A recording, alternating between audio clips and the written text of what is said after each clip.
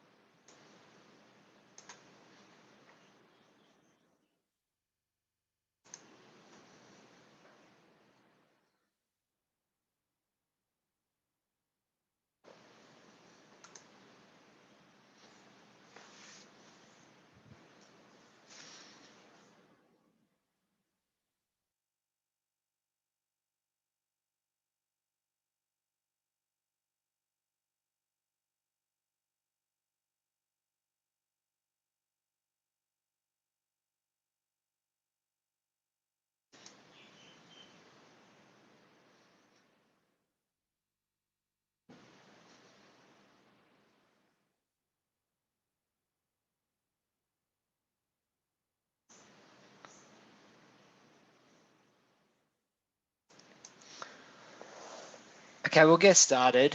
Welcome everyone to the AFL Barn Game Plan Educational Week, proudly presented by AFL Barn and Leisure Networks, supported by Etworth Hospital, Corai Bay Health Group, Victor Sports and Xena Sport. AFL Barn have partnered with Xena Sport, who provide the ultimate protection for female athletes. AFL Barn players receive $10 off their purchase using code AFLBarn10 at the checkout. I wish to begin by acknowledging the Wadawurrung people of the Kulin Nations, the traditional owners of the land on which I am presenting from today. I would also like to acknowledge the traditional owners of the land you are listening from today. I wish to pay respects to the elders past, present and emerging. A couple of housekeeping items before we get started. Please keep yourself on mute throughout the presentation. The chat function will be available throughout the presentation, so please place questions in this function. However, all the questions will be answered at the end of the presentation. Please note this session is being recorded. Our presenter tonight is Rana Hussain. Rana is the Diversity and Inclusion Coordinator at the Richmond Football Club. She's a member of Cricket Australia's Diversity and Inclusion Action Plan Committee, a board member of the Victorian Women's Trust, as well as a broadcaster. Tonight's session, Rana will present on offering guidance to help clubs make the right decisions to be more inclusive and ensuring that things like setting standards for behaviour and living by values are essential to the way a club operates. Please welcome Rana. Rana, I'll just unmute you now. Thank you so much, Sean. I'd also like to start by acknowledging the Wurundjeri people of the Kulin Nations. It's really important to me as the child of migrants who came in the early 70s that I acknowledge the Wurundjeri people of the Kulin Nation. I was born on their land and raised on their land and work on their land, and their continual survival is incredible, and I pay my respect to their elders, past and present. The topic I was given to talk on was how to become a more inclusive club, which is not something I can tell you how to do in 45 minutes comprehensively anyway. So what I will talk about is a little bit about discrimination, discriminatory behaviours, the impacts of discrimination and steps for positive change, and a little bit about, how we do inclusion. How does that look and feel, and what are some steps we can take for that? Oh, I don't know why okay. So just on discrimination, I should probably acknowledge that discrimination comes in all forms and inclusion is about all people. I tend to talk from a place where I centre race, and racism is probably the lens through which I use a lot of examples of. So while that's my personal experience, I want to just acknowledge that there's so many different types of discrimination, and there's so many different parts of who we are as humans and different layers of identity. But, when I bring up examples, I'll be talking mostly from a perspective of race. Discrimination. So discrimination, we can kind of, is still a very broad topic, and we can talk about discrimination from a cultural perspective, and we can talk about discrimination from a legal perspective. And that'd be very different conversations. So because I'm not an expert in the law side of it all, I'm not going to veer too much into that area, but speak more from a cultural perspective. But it's really important to understand what we legally talk about when we talk about discrimination. And I definitely urge you to go and look at the Australian Human Rights Commission website. This is a screenshot from their website. And they talk about discrimination as being direct and indirect. And so direct discrimination is more of that person to person, someone treated less favourably for their personal characteristics. And indirect is more the conversation around policy and procedures and how that they can discriminate people within an organisation. Culturally, though, it could mean a whole lot of different things. And from a human rights perspective, we talk about discrimination from a race, gender, age point of view, ability. But we know that bullying and toxic behaviours can take all forms in organisations. So it's really important to understand that while we talk about discrimination, when we come to talk about solutions, we start to talk about inclusion, and inclusion is so much broader and more about making sure that each individual in an environment feels like they can belong. So I know that seems super basic, but it's just important to acknowledge, I think. Let me go on. So what can discrimination look like? Discrimination can be verbal. So we've all, especially recently in football media, we've heard about nicknames, jokes, exoticizing. It could be victimization, harassment.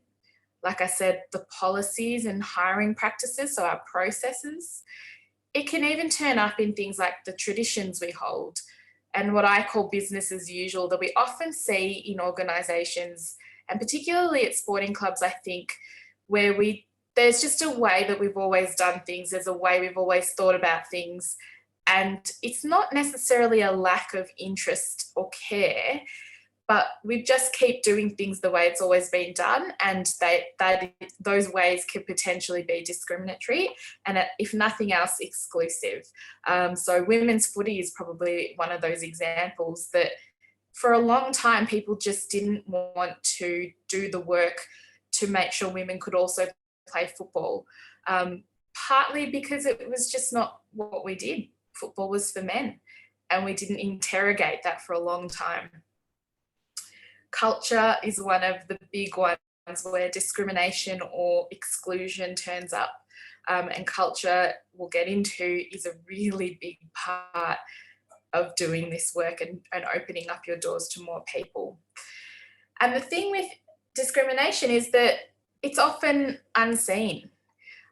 I don't know about all of you listening, but I don't find these days a lot of one-on-one interpersonal discrimination, racism, sexism, that's outright hate. I don't see that in my everyday. What I do see is systems that are set up to help certain types of people thrive and are not good for other types of people. I see a casualness to some racism that comes out in the forms of maybe jokes or misunderstandings. And I see a social discrimination where people tend to only engage with people who are like them. So these are things we need to start to consider. But one thing that people say when they feel like they are being discriminated against or excluded is that they feel it. You can't quite put your finger on it, but you can feel it.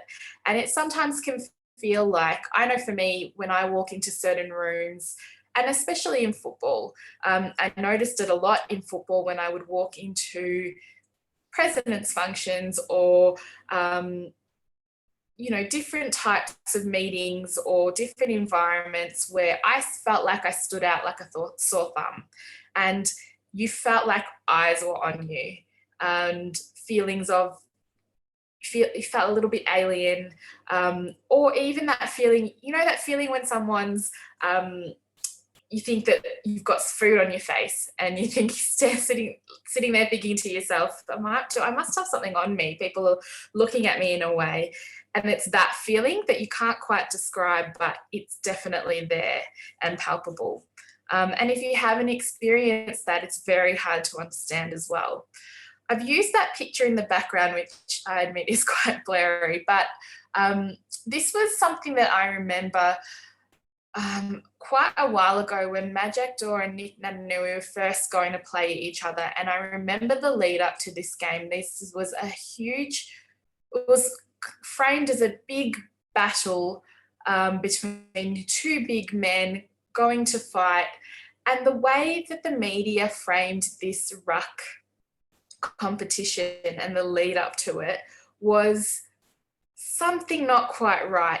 I bumped up against it straight away, and I wasn't working in football at the time, but I remember hearing things like, it felt like animals going to play, and that was the kind of language that was used. And I actually years later spoke to a journalist who was part of that and who worked at a mainstream media organisation that did a lot of that promotion for that game. And he acknowledged that language was used. And we had a conversation about it. And to him, it was celebrating these two men who had these identities, two black men really good at their game. And I said to him, but as a woman of colour sitting on my couch hearing it, I heard it in a completely different way. And my friends of colour heard it in a completely different way. So it was a really interesting conversation around, if you don't have people in the room thinking about these things, you might have some blind spots around what could sound discriminatory. And it just reminded me, and I remember thinking at the time, sitting on the couch, I wonder if there was a person of colour in that editorial room, because they would have picked it up straight away. I think when it comes to discrimination and exclusivity, there's different things we need to consider. So we often all want to know, okay, well, how can we pick up these behaviours? If I can't see them, what can I look out for? If they are sort of more insidious, what can I notice around me in my environment? And I would say to that noticing something is not necessarily going to happen, although you might see it yourself. The key to it is proactively engaging with communities or individuals, so that you've got a culture of people willing to talk and share their experiences. So when they come across an incident of discrimination, they'll raise it. And then when they raise it, listen to them, listen to their experiences, really give them the time to explore how they're feeling about it, what it meant to them, and what they think created that situation. The other thing I would consider is noticing absenteeism and staff turnover. So if you have teams where there's regular staff turnover, there's regular absenteeism, you might want to start to inquire as to what's going on, and not in an accusatory way. Sometimes, and I notice this in football, people of colour in particular are hired to do diversity work and to do community work. And that's tiring, and that's emotionally takes a toll, and you might start to see work product drop, or mental health stuff start to bubble up, and it's worth considering what's going on there. Similarly, around gender as well, that tends to happen when people are put in positions where their identity is front and centre when it comes to their work as well. That's a really taxing thing to ask someone to do, and so checking in around that is really important. The other thing is to ask the right questions. So when you think about your organisation or your club, it's worth considering things like who's left out, who in our constituency, for want of a better word, don't we hear from? Who don't we speak to in our comms or our imagery? Who's overrepresented in our space, in our environment, in our club? Do we need to do some really active engagement to the minority groups to really understand what their experience is like? And they might be fine. They might actually be really thrilled with the situation. But until you create that safe space for a conversation, you'll never know. I flagged unconscious bias. That's a big one, and I'll come back to it. But really, that's starting with yourself and interrogating your own assumptions and stereotypes. And then policies and processes. To me, this is a really key one that we really need to at least set the frameworks in our clubs so that when people feel like they have issues, they have a place to go. I just want to flag the diagram that I've got on there, the 4 dimensions of racism. This could really be the 4 dimensions of discrimination. And it talks about institutional, structural, interpersonal, and internalized. So when people talk about institutional racism, for example, which is we've heard so much recently, we're talking about the policies and practices that reinforce racist standards. It's such a big one, but that's when you need different people around the table to interrogate your policies and practices to see where there are gaps. Structural, we're talking about multiple institutions collectively holding up standards that are not good enough. Interpersonal is that one-to-one interaction that I said before. I'm starting to see that less, although we'll see that on social media and at games of footy. And then the internalized, and this is a big one. So the subtle and overt messages that reinforce negative beliefs and self-hatred in individuals. And I'm going to come back to that. Just a little bit on unconscious bias. This is really worth looking into for your club, especially for leaders at your workplaces, but even for yourself. Unconscious bias are our natural people preferences, basically. So we are hardwired to prefer people who look similar, sound similar, and have similar interests. That is part of what we do as humans, and you see that everywhere. These preferences bypass our normal, rational, and logical thinking. We use these processes very effectively, and we call it intuition, but the categories we use to sort people may not be logical, modern, or legal. And certainly in a workplace, we need to be really aware of that. And this often turns up in hiring and recruitment. And even from a talent point of view on field, how people get drafted.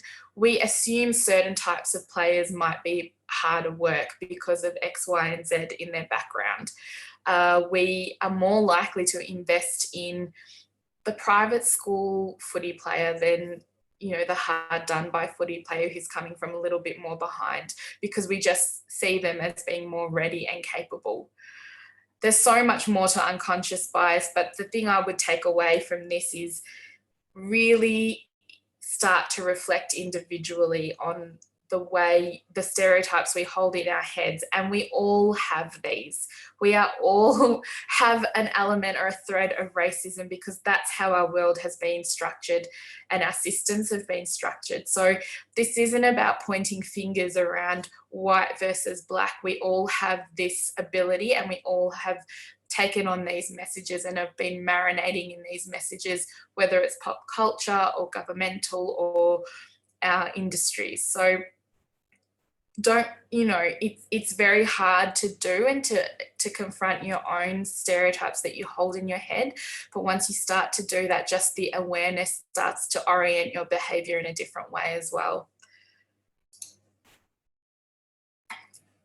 When we look at discrimination or inclusion, I think it's worth understanding this diagram, and a lot of you might have already seen this. On the left-hand side, or I don't know which way you're looking at it, but this is basically equality versus equity. So when we talk about inclusion, sometimes we talk about measures that bring people up to par. And often we'll hear back, okay, but isn't the whole purpose of doing all of this to make sure that everybody's equal and everybody has the equal opportunities? gets the same amount of everything, for example, resources. But if you're the little one in the purple shirt, you get the same amount that the tall one gets, it's not going to help you. You actually are coming from further behind. So when we consider discrimination and when we consider measures to support different communities, we do have to consider, where are they coming from? How far behind are they coming from? What is it that they need? How do we need to invest in their community or that group of people to make sure that they actually can participate and thrive? And feel free to ask me questions at the end of this, as I'm very happy to go through some of these again. And I am these are big concepts that I'm rushing through, and you may or may not, you might want to stop me and talk through them at the end.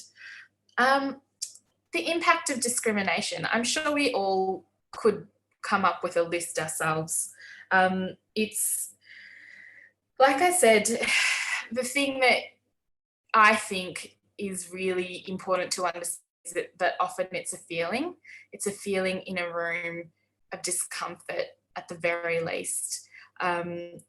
It's that internalization. What do these people think about me? Maybe I am lesser than. And a fear that you walk around with, wondering when that element of discrimination or harm is going to turn up at any given moment. I've put financial there, and obviously, we can talk about lack of opportunities for people and exposure to jobs or, like I said, opportunity. But I really want to highlight that when we don't work from a place of inclusion and when we don't try and bring people into our tent, we lose out as organisations and clubs too. So we lose out talent when it comes to talent. We lose out when it comes to different types of thinking and different ideas. It makes us a better organisation, and we've seen research prove that all over the world, actually. So it's really, while we can often think about marginalised communities when it comes to discrimination and inclusion, it's also helpful to remember that this is really good for us too. Really good for organisations as human beings and individuals, but also as organisations. There's financial gain to be had from being a more inclusive club. And similarly, when you are discriminated against, you can't thrive. There's no thriving for you. There's no feeling of belonging, and that ability to be your authentic self and really reach the highest heights is cut off at the knees. And again, I would say that about your club and your organisation as well. When we don't work from a place of inclusion, we're missing out on a whole lot. This is a little Rana here. I wanted to do a little bit of storytelling. It's really interesting when we think about discrimination, putting aside the legal side of it and the specific kind of things that would hold up in a court, and when we think culturally, the impact that feeling excluded can have on a person. This is a little me. Like I said at the start, my parents arrived from India in the early 70s. They came at a time when the White Australia policy was just dismantled. So their experience of Australia, in particular when they first arrived, was very confusing for them. They arrived as skilled migrants. They were doctors. So they were, on the one hand, really wanted for their expertise. But when they got into the hospitals and the workplaces, they experienced a lot of discrimination and a lot of exclusion. Being Muslim, there was a lot to unpack on a global setting as well for them, and there was just a lot to deal with at that time in Australia, and of course that also impacted then the way they parented. I was really lucky. I had a great upbringing, but what the messages I got about who I was as an Indian Muslim in Australia were really confusing, and a brown girl. And I would just say that when it comes to inclusion and understanding communities, representation really matters. So These are some of the pop culture images that I grew up with, and talk to me about who I was, and talk to my friends and peers about who I was. So when people heard that I was an Indian Muslim girl, these were the things that came up in their minds, because this was the exposure that they had to difference. And so I would urge you to consider, how do you represent who you are as a sporting club or as an organisation?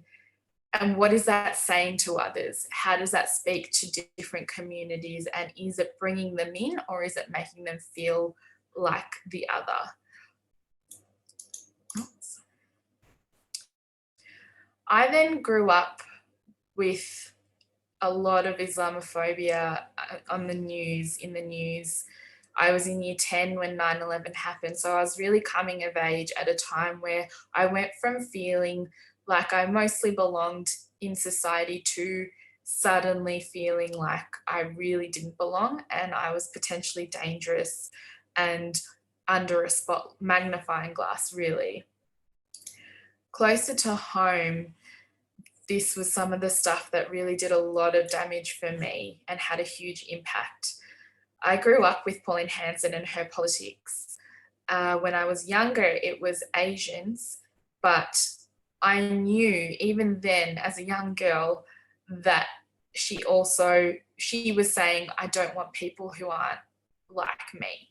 And that terrified me as a young girl. And then later on, her politics and the politics of a few different political parties became really, really harmful. We also saw a lot of media personalities go for different communities.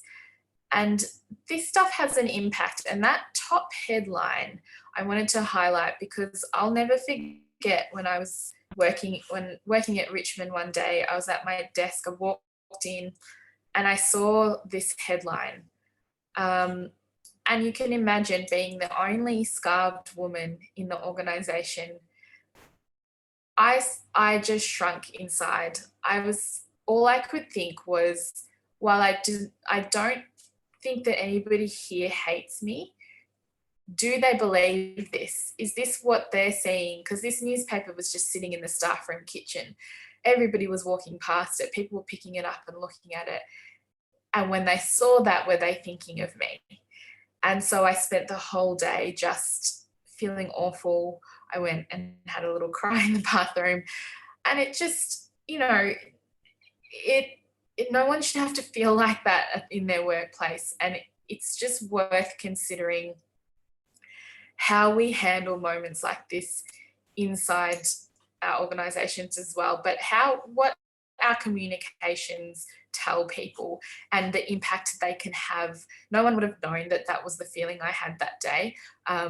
No one really thought to ask, except one person who came up to me and said, I saw that headline.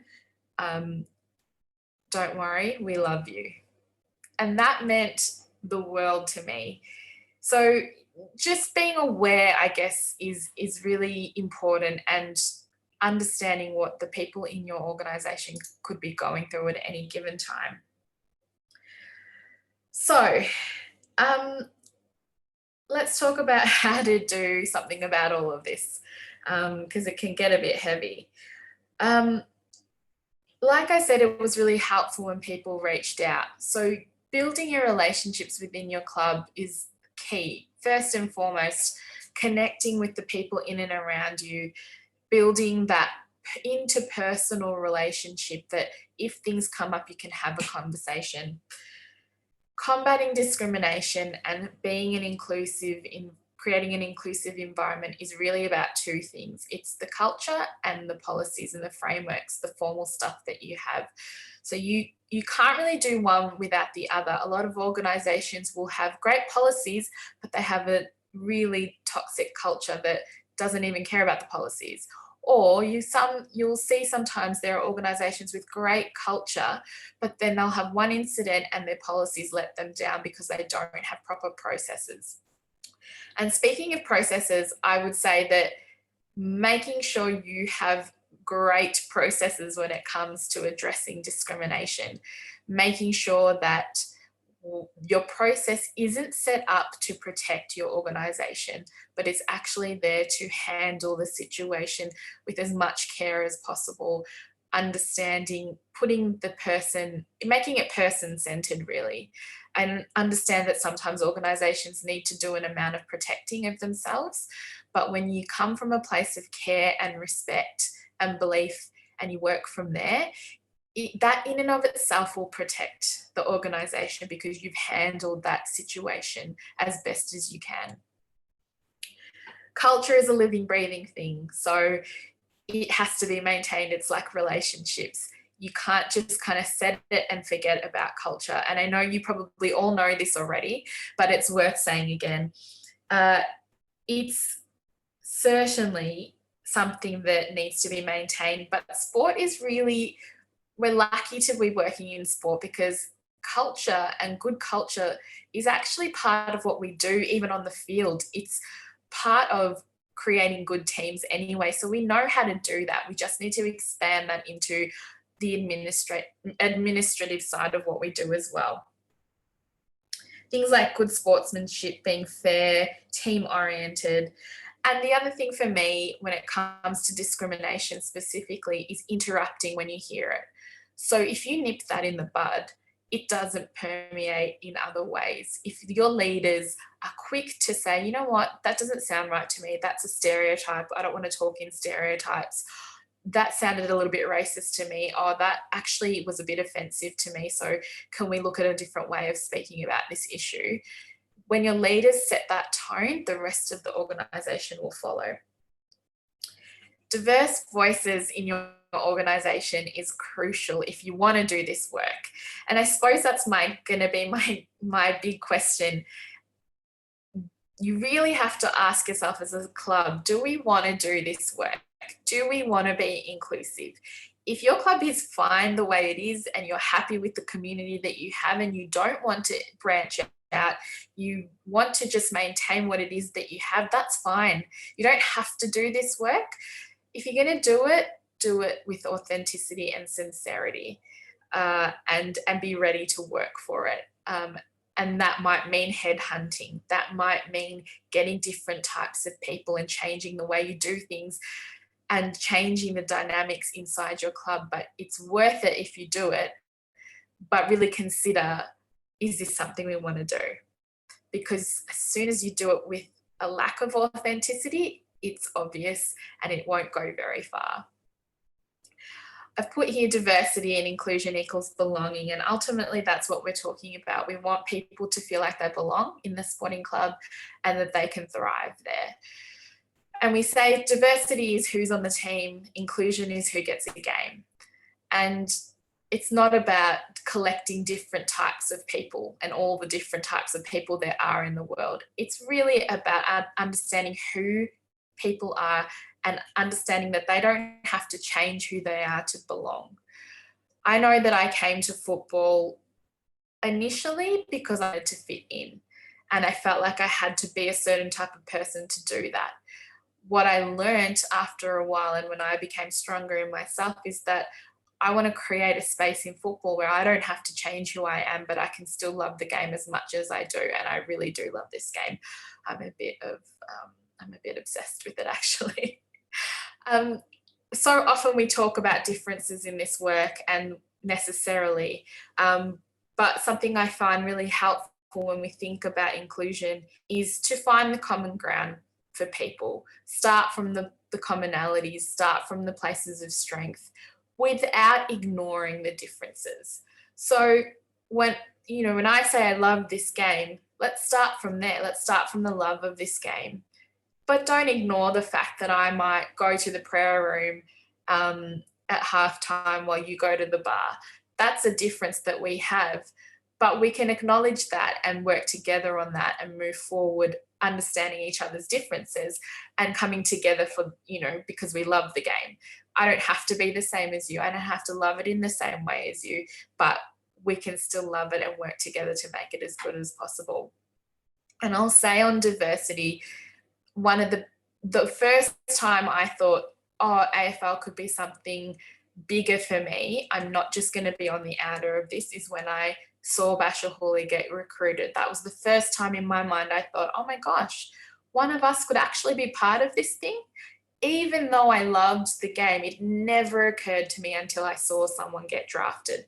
So it's worth knowing that people have different in points into the game, and that's fine. If for someone it might be Trent Cotchin, but for me it was Basher Hawley, and that's okay. We all need to have a way into this game, and if you can provide different ways in, you're just going to attract more and more people. Like I said, connecting on an individual level is the best way for me to break down barriers. And in my work at Richmond, I've seen that be the most successful thing we've done, is tell each other's stories, listen to each other and connect. Because when you get in a room with someone or you hear someone's story, it's very hard not to connect or to have some empathy or see the humanity in the other person. So then later when you're doing the work, when you're setting up processes, it's much easier to hold their voice in your head and then do the work. This is my favorite diagram. This is effectively how I work and what I think really holds true. You need all of these to ultimately get to where we want to head to. And belonging to me is the key. An organisation that engages full potential of the individual, where innovation thrives and views, beliefs and values are integrated.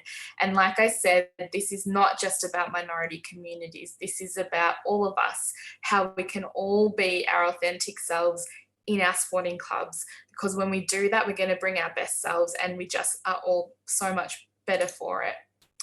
I'm going to finish on this, on an example from my life that is very recent, actually. This is my little one.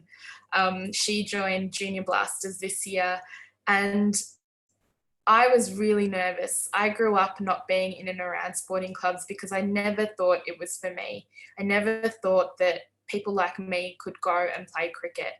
And even though I grew up on cricket, being an Indian, and it was really important to me that she have a really great first experience of her first cricketing experience, and I was really nervous.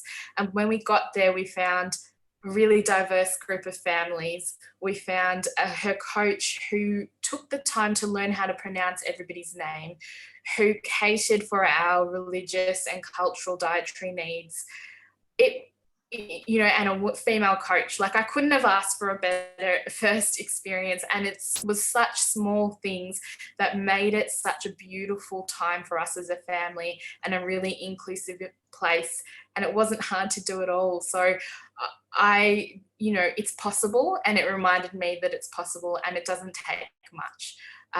So that is all I wanted to share with you. I feel like it was a lot and I've just dumped a lot on you. So feel free to ask questions or debrief or pick my brain about anything. Happy to. Rana, there's a couple of questions down in the comments box.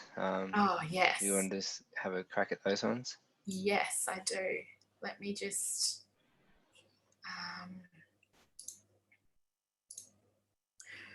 Okay. Hi, Michael. I know you. Rana, how do clubs have discrimination conversations in an open and honest way? Sometimes club committees will raise an issue just to tick a box. We are welcome and inclusive. Yeah. Oh, tough question. Okay.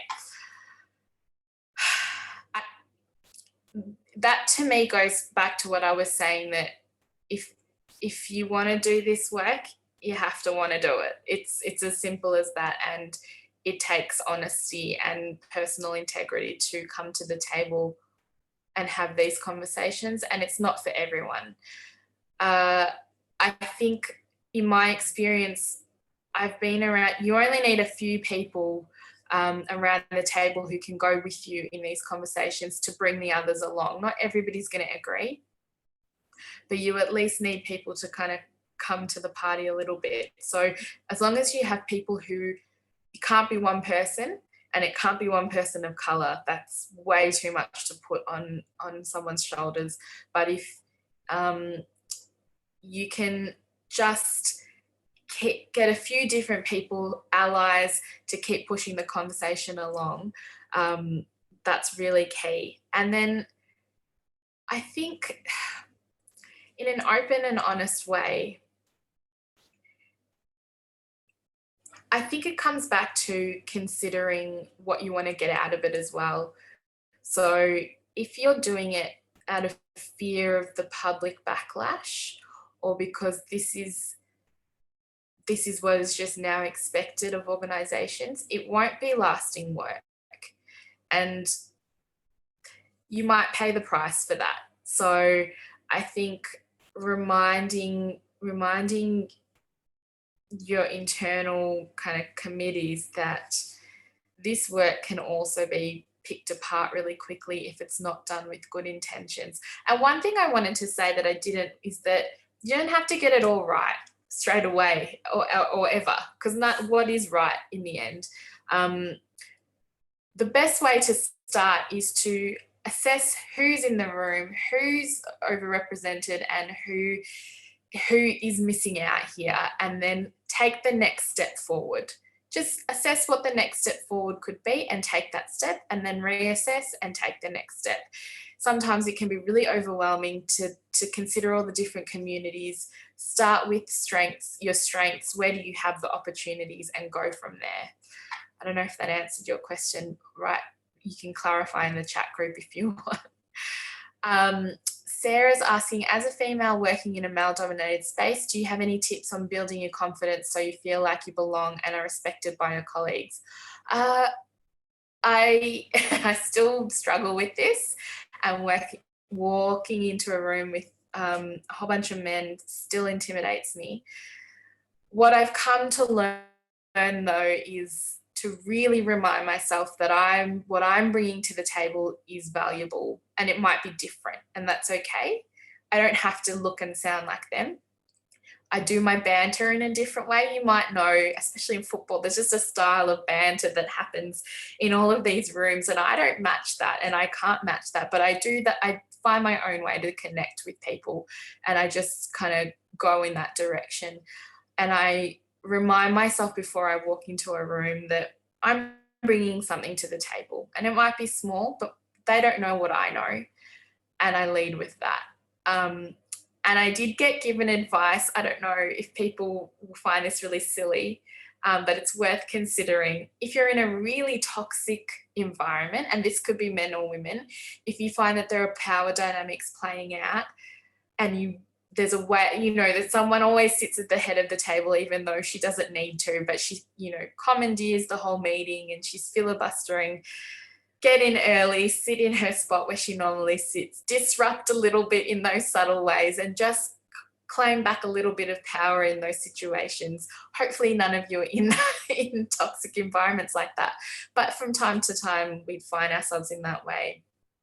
But just doing that self-talk, I think, is really important. Michelle saying, what do you consider to be some of the greatest achievements made at Richmond in terms of inclusion and diversity? Look, Richmond was a really unique place to start working at, because they were leaders in the reconciliation space and continue to be. So they already had a really huge body of work when it came to reconciliation in young Indigenous people. So I was really lucky to have that knowledge in and around the club already.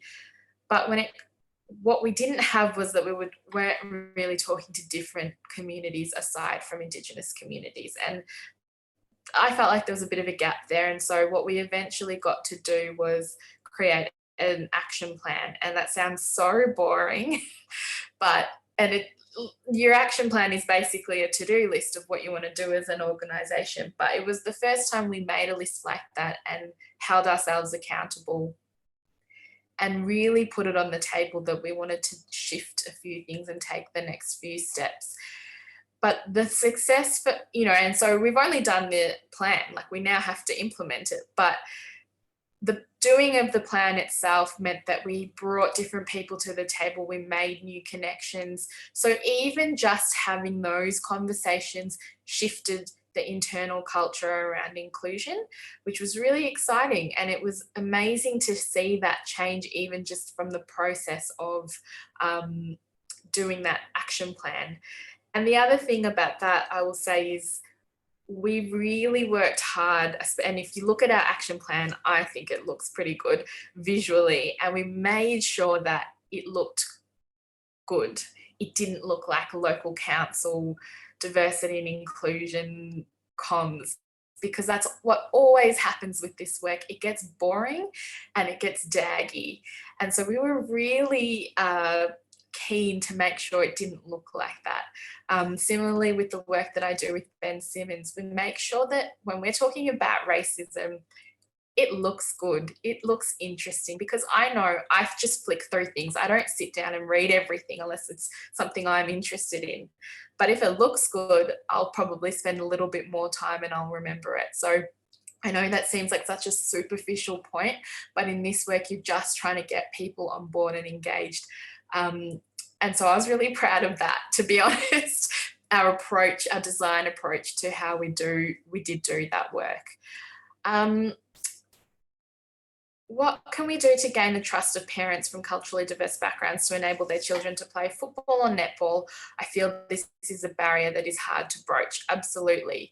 Trust is a huge thing. A few different things you can try. I mean, it's different. It's going to be different in every club with different community groups as well, because you know, one culture will have a different issue to another. So it's worth investigating that. But speaking broadly, I would create an environment where parents could come and spend time at the club. So for a lot of communities, it's things like babysitting or kids activities. So there might be an age group that want to play footy, but mum or dad are at home and they have other younger siblings and it's just all too hard. So if it's like a come and try, it's a come and try with little kid activities that mum can then send the little kids as well, and I don't have to worry about them, and it's fun and it's free, and this is really helpful for me in my life. Thinking about it that way is often really helpful. Food. I know that's a cliche, but when you're doing open days or events and you want people to come to you, really advertise that the food is good, food that they'll want to eat. It's catering to their dietary needs. And cost is another one, that things aren't going to cost heaps and heaps. That it's not going to be too expensive an event for them to attend. But if you've already got them playing and if they're already part of the club, then I would just do that one-on-one relationship building and just slowly start to get to know them and go to them as well. If best you can, we often in football ask people to come to us.